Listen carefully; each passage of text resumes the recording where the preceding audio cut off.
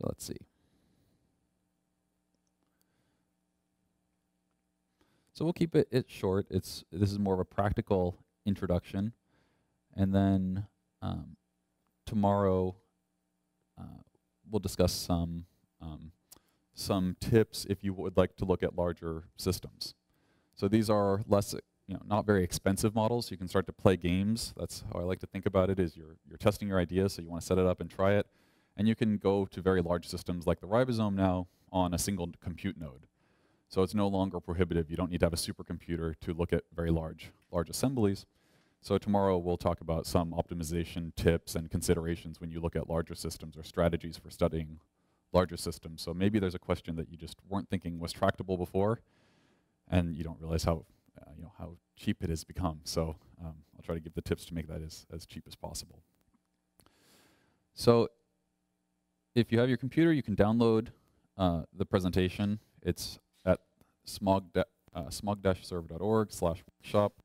There's a PDF in there that you can download. It'll remain up, so if you want to look at it later, it will be there.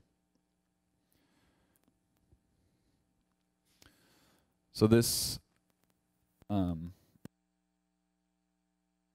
just take us through simulating a chaperonin, for example.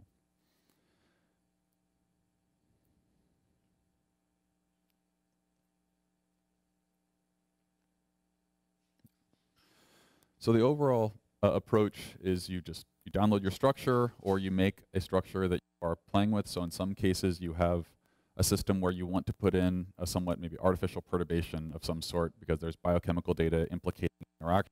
So maybe you want to make a structure, just have to put it in a PDB format, and then you can define a structure-based model. And to do so, this is what we did, was we made this smog server, which I'll show you in a second. It's a web-based tool that will generate all the files you need to actually perform one of these simulations. We also have a downloadable version of the software called Smogto that's far more flexible, so you could do it locally as well. Either way, they produce the same models. It's just different options in the two cases. Then you take those models and you perform your simulations. And I say here that perform it in GROMACS. That's just what I'm going to show you today. But the Zan Luthi Schulten worked with the NAMD team, and now it's supported in NAMD. So all the files you make with these tools, you could run in NAMD. So any sort of tool that is in the NAMD software, you can apply, whether it's Hamiltonian exchange, replica exchange, whatever options that they offer. You can just use these models with those options. Also, the Grossfield group over in Rochester contributed code to the OpenMM package. So now Amber can also support these tools. So there's at least 3 major software packages that you can use to perform the simulations. And what we provide is just the baseline models. Okay, so we give you the starting point for the models, and then you can do all the things that everybody does with every other model, essentially, out there. So we'll show a simulation with GROMACS, and then you can visualize things with VMD, and you can do all the normal analysis that you would do. So the example that we'll show is simulating chaperonin. So this is a fairly large system, about 16 chains, about 60,000 non-hydrogen atoms, or about 8,000 C-alpha atoms. And we'll just get the simulations going. I just sort of picked it because it's a relatively complicated system. It has a lot of a lot of chains, a reasonably large number of atoms, without being sort of insanely large. So you can still do it in a tutorial setting. So just to recap what the model is, yesterday there were questions about the notation, so I gave a version with more subscripts on everything.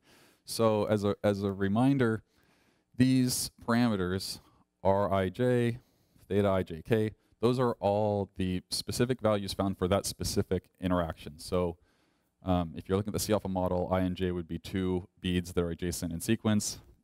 The code looks at the PDB structure, calculates that distance for atom I and atom j, and then encodes it as that distance for I and j.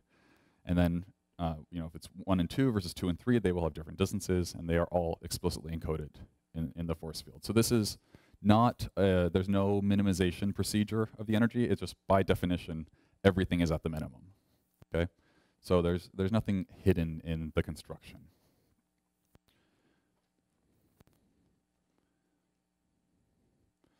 So for those of you who are following along, go to that directory I showed you, and you can download this PDB structure. It is right there for you. Or if you really would like to, you can go to the PDB and download it. It's PDB3IZH.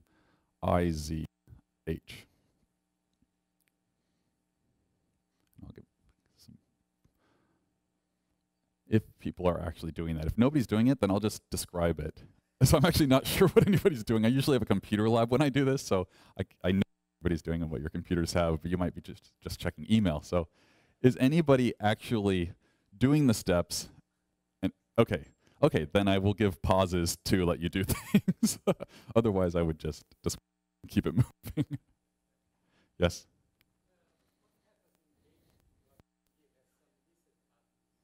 So it still defines whatever you have as the global potential energy minimum. If you're missing, say, a loop, the tools will identify that there's a loop missing, and it will just flag an error and stop, because you have to decide what you want to do. You could always just put a tur line and just treat it as two separate chains so that it doesn't try to connect a bond over that. But both versions, the web tool and the Smogto, will flag an error and say, non-continuous residue numbers, or if there are missing atoms as well, not just entire residues. So definitely ask all the questions that come to mind. Okay, so if you're not familiar with VMD, but you have it installed and you're on the command line, you just type VMD and then the PDB name. Make sure to put .pdb. I just dropped it here. And just to you visualize it, this is what the default view should be when you load it.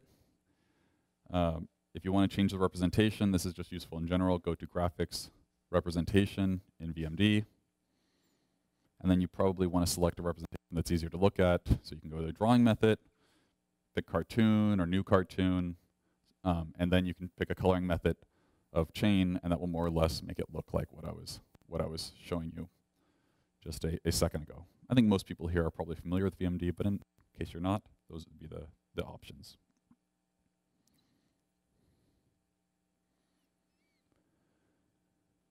Okay, so this when you do download the files, you need to make sure there's a few formatting things that are correct. Like you want to remove all the comments. It's not necessarily going to cause a problem, but you might as well clean them up because Smog does not actually do anything with them. So you could confuse the code up on accident. We've tried to make it robust so it will recognize things that are not supposed to be there and it will tell you. But it's all just to put in your atoms, your tur lines, your end lines, just the basic information of what your system is before you go. The PDB I gave you was already cleaned up in this respect. So as I said, there are two ways of generating force. So the first way is to actually just go to our web tool, smog-server.org, and I'm going to say right now, don't do this during the workshop because the connection is really poor and I think it will probably just drag a lot. So I have pre-generated the output from the web tool version that you can just download in a minute. If you've downloaded Smog2, then you can actually just run Smog2 locally. So again, the web tool we made just produces the definition of the force field. And then you can modify it. You can do whatever type of simulation you want. You're not set to using any particular thermostat integration protocol. That's all chosen later. So when you go to the page, there are really only two things you have to do. One is upload a PDB file, and the second, which you can't really read on this resolution, is give it a name. And this is just for tracking. So you'll get a set of files, and they will have a name associated with it. If you don't change anything, by default, you are going to get the all-atom model with a specific contact map with specific atom sizes. It's just the complete default version of the model that we described in the 2009 proteins paper. So if you want to use that, just give a PDB and hit go, and if everything is organized well, you will have a force field, typically within a minute or two, depending on the size. For the chaperoning case, it could take 2 or 3 minutes to actually process the file. If you're using really large systems, there's a 200,000 atom limit on the web tool.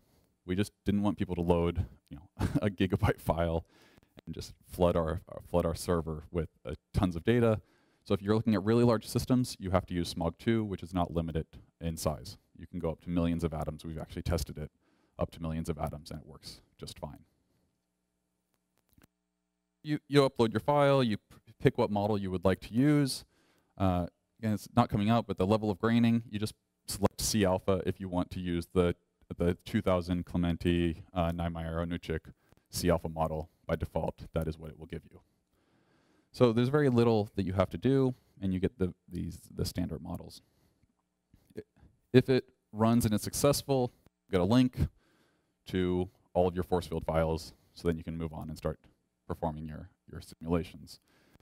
If not, you'll get some error, and just read it. And if it doesn't make sense, email us, and we'll try to interpret what it means. We've tried to make this as user-friendly as possible, but sometimes the error messages are a little cryptic. We haven't thought of everything that could go wrong, so don't hesitate to send us an email to ask for clarification. So this should be /workshop as well. So if you go to that same directory, there should be a tarball, and that is the pre-generated force field files that I told you about, so you don't have to generate them. Try to upload it right now. So for those of you who are following the tutorial, just go to that directory. Again, this is /workshop in here, and you can download that tarball, and we'll discuss what those files are in a second.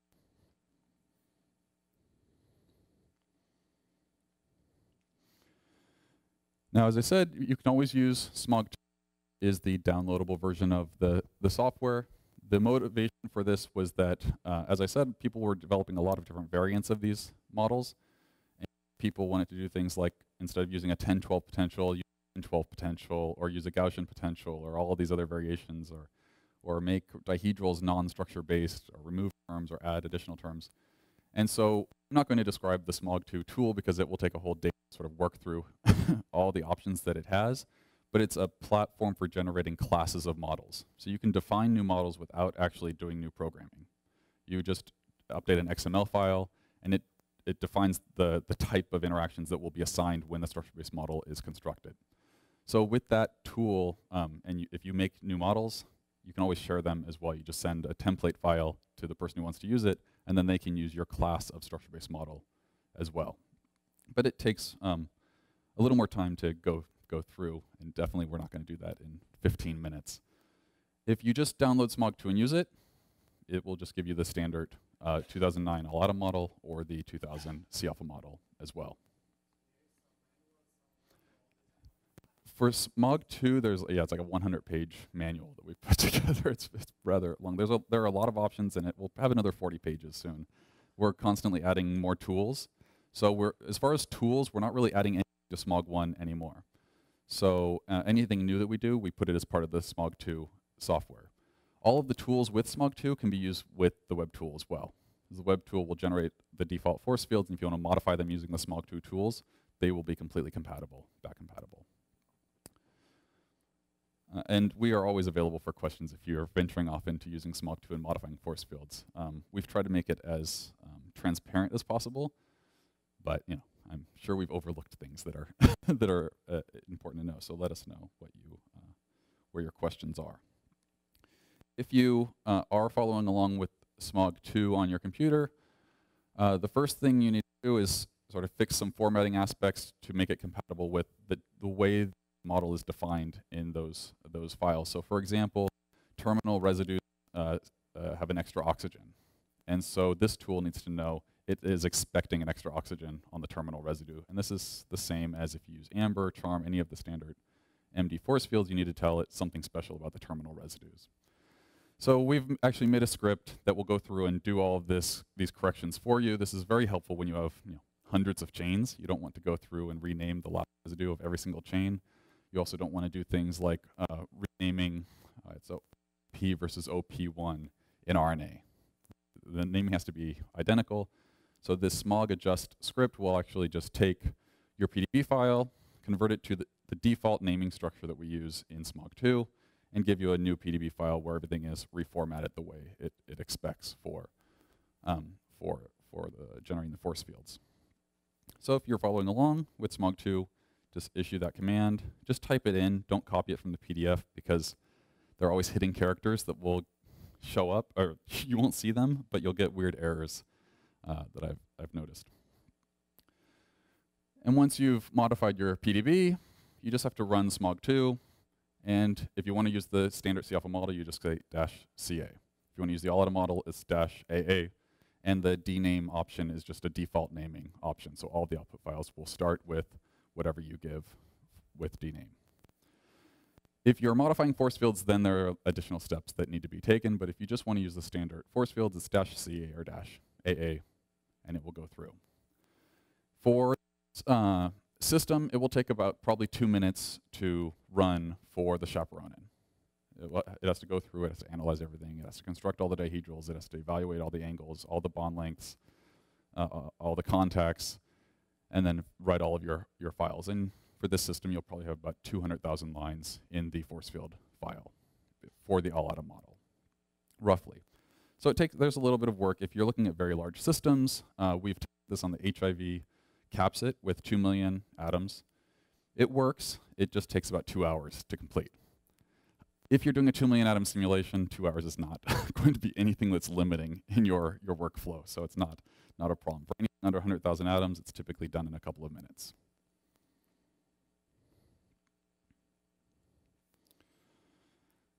So since I think this group is more interested in probably modifying these force fields for creative applications, I'm going to go through what these files are and give you some tips on what they're doing and where you would look to modify things if you wanted to explore different variations on these models. So at smog1, you're going to get a whole bundle of files. You're going to get your original PDB file back. You're going to get an index file, which will just tell you all of the chains, because in GROMACS format, there's no chain information in the topology file or the GRO file. So this will just tell you where your chains are. You'll get a coordinate file, and you will get a force field file down here. You're also going to get these long numbers that will appear in the middle of the name, and that's just for internal book. Be the number of the model that has been generated with the tool. So right now it's around 20,500 or something like that.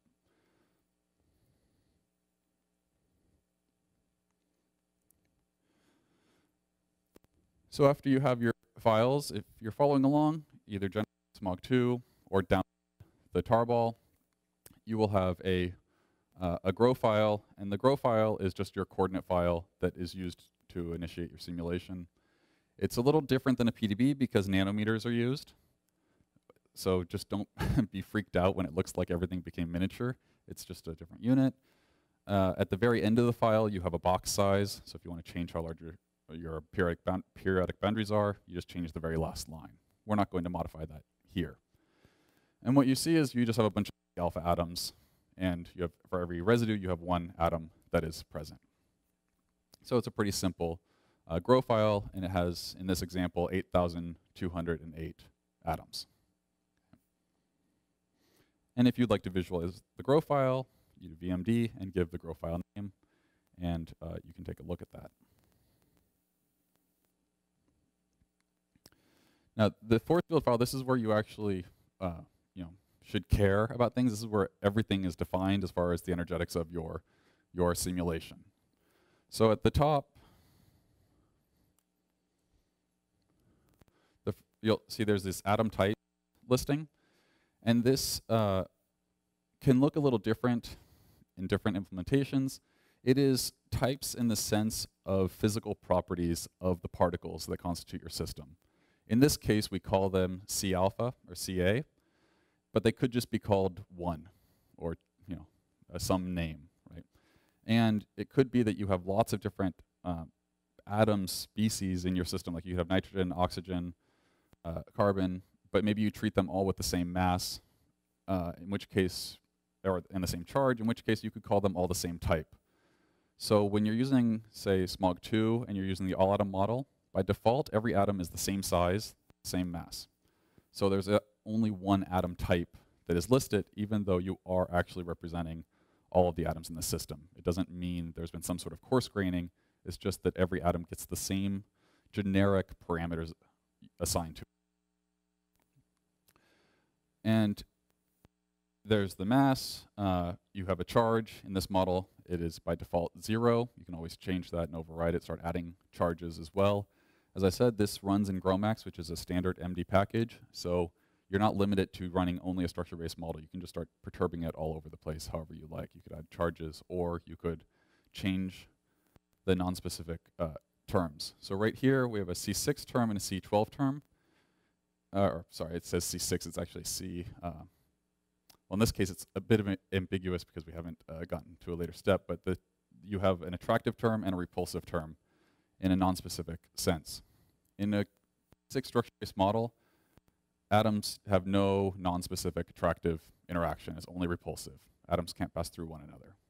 So you get your C12 term, and this term actually corresponds to epsilon times your repulsive sigma raised to the 12th power in this, this context. So if you wanted to put in non-specific attractive terms, for example, like Steve Plotkin has done a number of times, then you just need to adjust this 0, and then you will have an attractive non-specific term. So every atom is attractive with every other atom in the system. You have to define all the atoms. This has to be consistent with the GRO file. So GROMACS will actually check to make sure your definition of atoms is consistent with the GRO file. And this is done automatically by the tool. And here, what's called pairs are actually contacts. So when we're talking about structure-based models, we're always talking about native contacts and contact maps. It actually falls under this pairs routine for a historical reason. When we were looking to make these models more accessible, we did have a software that actually Antonio was talking about that could perform the simulations that I wrote when I started grad school, but I was not willing to share with everyone, not because I'm stingy, but because I didn't want complaints from everyone, and there were a lot of good MD packages out there. So what we did is we did a survey of all of the software packages, and we asked which ones could we just push our models into without code modifications. GROMACS was the only one at the time that we could do that, and this pairs term, according to the GROMACS developers, is actually a correction to the 1,4 interactions, a bonded correction. So we took a term that they intended to be a 1,4 correction, like a dihedral correction, and we used it for native contacts. You get some weird messages sometimes because GROMACS will say bonded interaction has done something strange, but in reality, we're actually using it as a native contact because they included it as a 612 or an NM potential, could just push our models right into the software. So that's why it doesn't say contacts, it says pairs.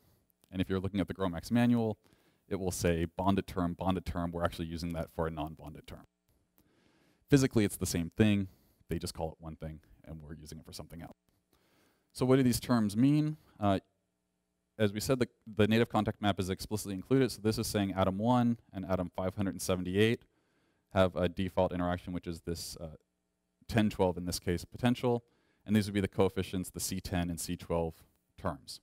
So if you want to make a native contact stronger or weaker, you would just multiply both of those terms for that contact, and you could increase the strength or reduce the strength. Or if you wanted to just replace the values altogether, you could just go in and actually modify those parameters accordingly. In this case, it's this C6 definition and C12. Okay, so any sort of contact map manipulations that you'd like to do, that's where you want to look.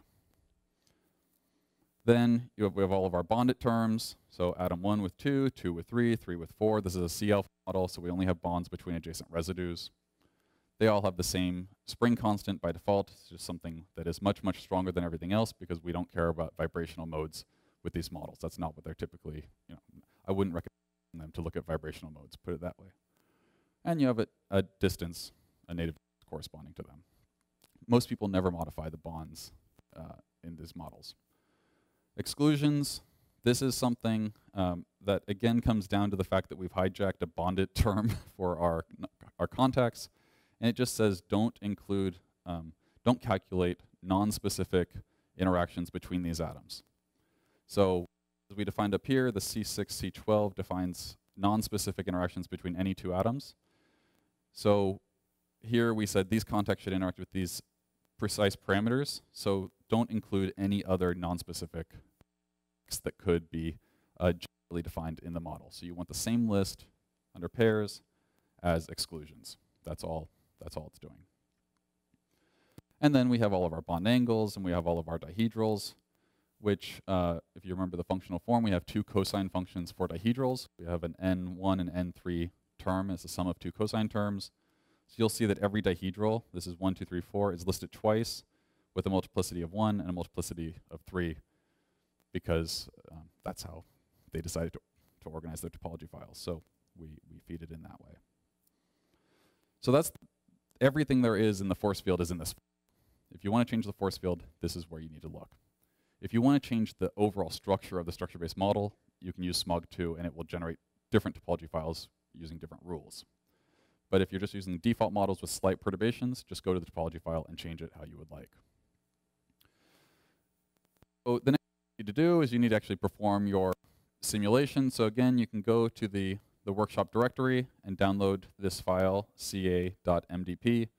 This is just your settings file. So far we've defined the force field, but we've said nothing about how the simulation will actually be performed. What's the time step? What's the integrator? What's the temperature? Do you want to use replica exchange, or what do you want to do? That's all defined elsewhere. So in the settings file, the two things I'll just point out is this number of steps, so the number of integration steps, and would you like to write out the coordinates, the energies, and information to the log file. There are a lot of other parameters that are here, and these are all just recommended values for this model.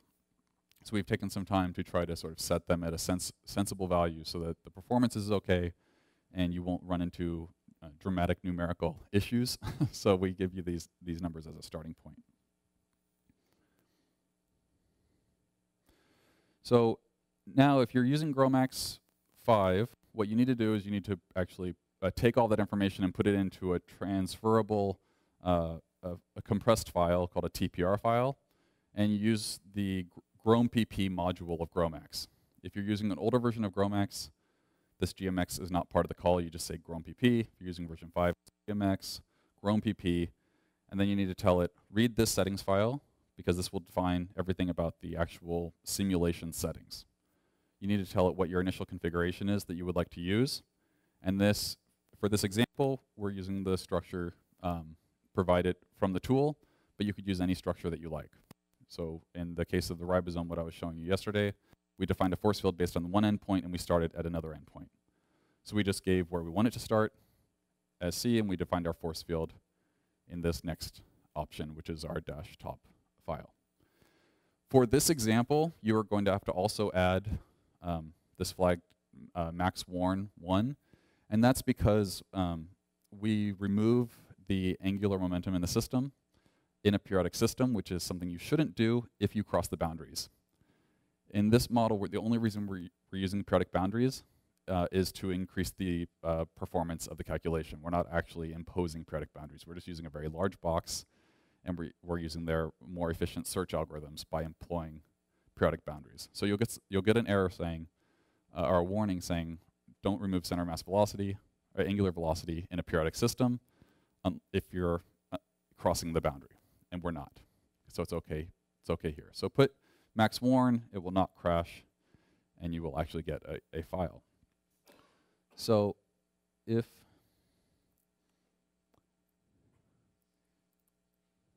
things, so my files are organized slightly differently. We call it GROMPP, we call our MDP file, and our force field file. It goes through, it analyzes the system. Oh, my apologies, there's a deprecated option, but that's okay. It checks your system, it initializes the random seeds for, in this case, Langevin dynamics. Yep. Mm-hmm.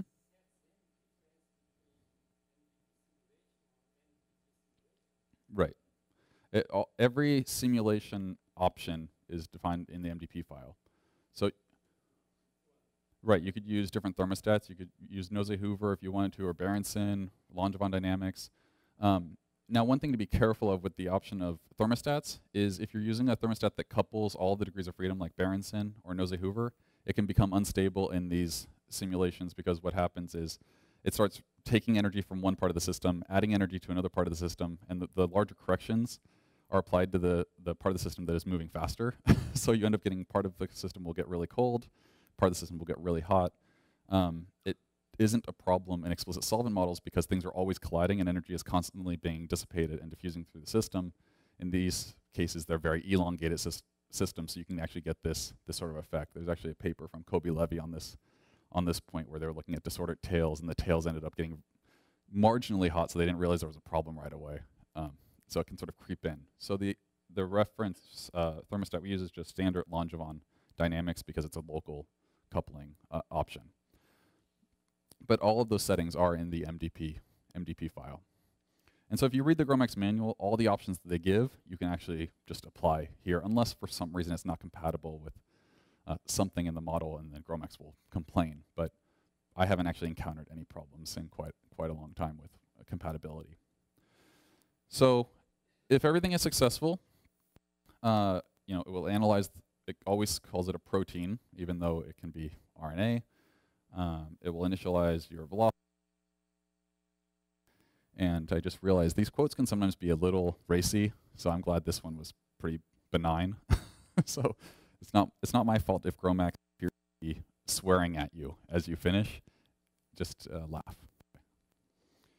So at that point, what we have is we have this .tpr file. You can't read it. It just contains everything about your simulation. It has all of the force field information, all of the parameters. You can take this file and then run it on any machine that has a compatible version of GROMACS. So in my group, we often are dealing with large systems. We want to look at them locally, so we will make a TPR file, say, on the desktop, and then SCP it over to the supercomputers to actually run the simulation. And that's all you need is this one file, and you move it over. Then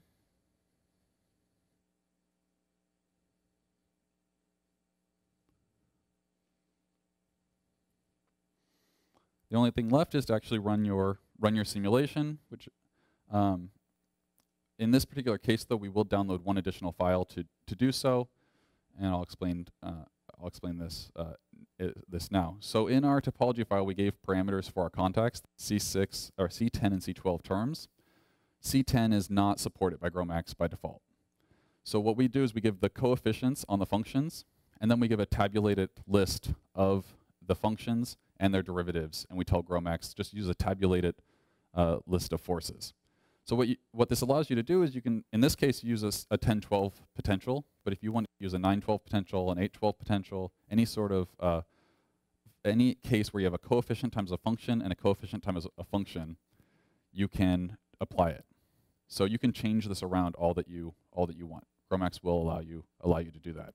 We provide tools for generating any nm potentials, so any two coefficients that you would like in the form of 1 over r to the m and 1 over r to the n. And that's part of the tools that we supply. But here, just download this table 10, 12, and it's pre-tabulated for you. You don't need to generate it. And then we will run our simulation by saying, we actually are not saying what the TPR file is, because by default, it will read topol.tpr.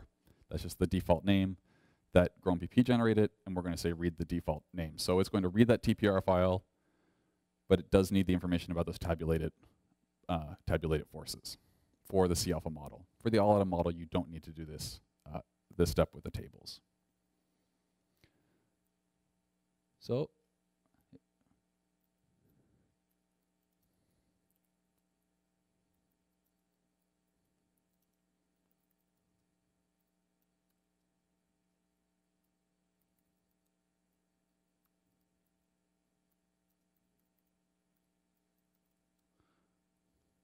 and there we go.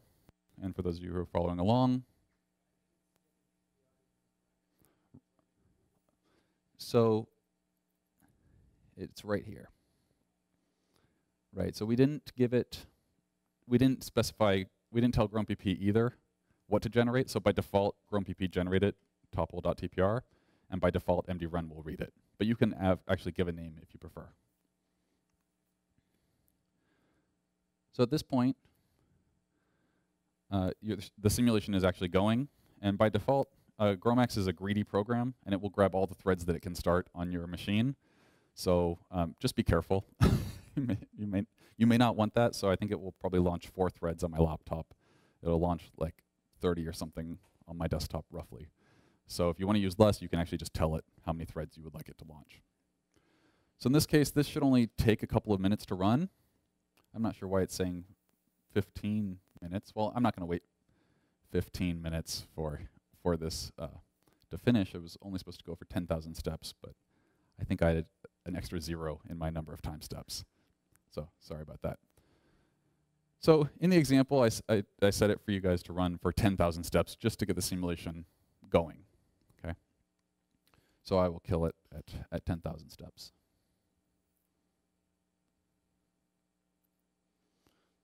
Okay, and you get a bunch of performance metrics at the end. You should always pay attention to how much time was wasted due to load imbalance when it's running multiple threads. It makes its best guess of how to run well. Sometimes those guesses aren't very good, so if you see a very large number, like 90% of the time was spent waiting because of load imbalance, you should check this out. And we'll discuss some of them tomorrow. So now the simulation was running. You get output files, such as an energy file, log file, and 2 trajectory files with varying precision. This one will contain velocities. This one will not. So we typically only use the XTC files for most of the things that we do. Now, visualize it with VMD. You can just give your grow file first on the command line, and then your XTC file directly afterwards, and it should load the trajectory into that structure. So here's our system. We have 8,000 atoms present. These are all just C alpha atoms. And we can visualize it. So it's only 10 frames, so you're not going to see much, but what do you expect for simulating a chaperone in for 1 minute, right? It's going to take a little bit longer on than that. So anyway, things are starting to move. If you let this go for maybe 20 minutes, you'll start to see quite a bit of dramatic motion. So again, this is how you get started, and now I want to let you guys run free and do whatever you want with these models. But that's what it takes to get going. And I hope I've given you some suggestions of ways you can manipulate these to potentially apply them to questions that you may have. It works for RNA, proteins, DNA, a variety of ligands with the web tool. The downloadable version can be redefined for anything. You can add prosthetic groups, modifications, ions, whatever you would like. It's far more flexible. Mm-hmm.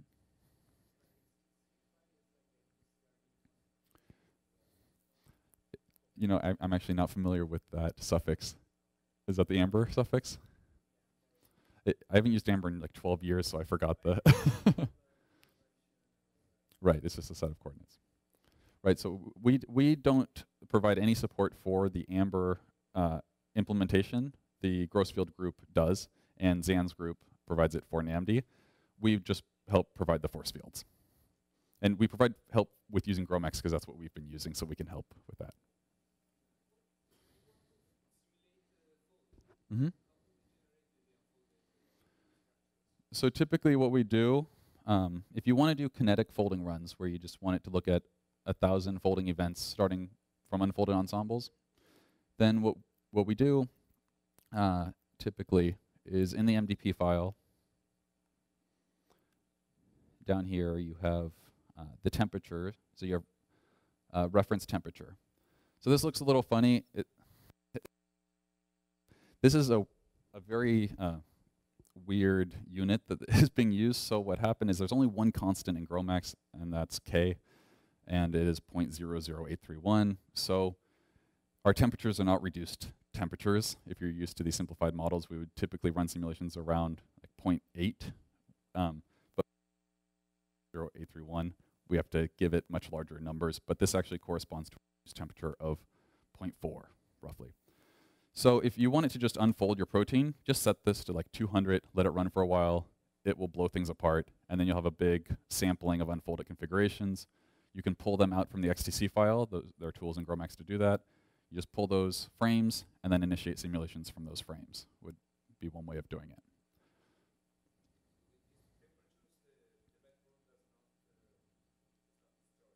Right, right. So the backbone is harmonic. All the covalent terms are harmonic. So if you put it at like 2,000, it would be numerically unstable, and the system will actually just explode. But don't go to 2,000. You know, go to like 200, and that should be okay.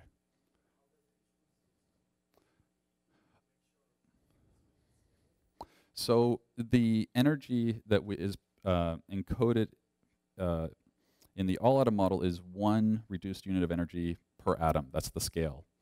And so if you have about 1 unit of kinetic energy, things should start to unfold. Right, right. But it's just a weird. This 50 is a weird number because of that Boltzmann constant. That's hard coded in GROMACS. In Amber and NAMD, I'm not sure if they've hard coded it or not. So you might actually be able to use reduced units in those software packages. You have to check. So yeah, we put it at 50 because people were just picking up the defaults, running their system, and saying everything falls apart. The model doesn't keep anything together, and it was because the example had 150 here, just for no good reason. So we just put it at 50 so that things are not going to immediately unfold for no obvious reason. But you have to pick the temperature that you want to run at. So in the case of the ribosome, what we've always done with the all-atom model is we actually run a series of temperatures, like 50 up to about 100, and then we check the RMSF at each of those temperatures, and then we pick the temperature that gives the scale of the fluctuations that are consistent with what we have observed in explicit solvent simulations or crystallographic B factors. So that was a way of calibrating what is the temperature that is most reflective of 300 Kelvin, since we're not dealing with real units. Any other questions? Okay.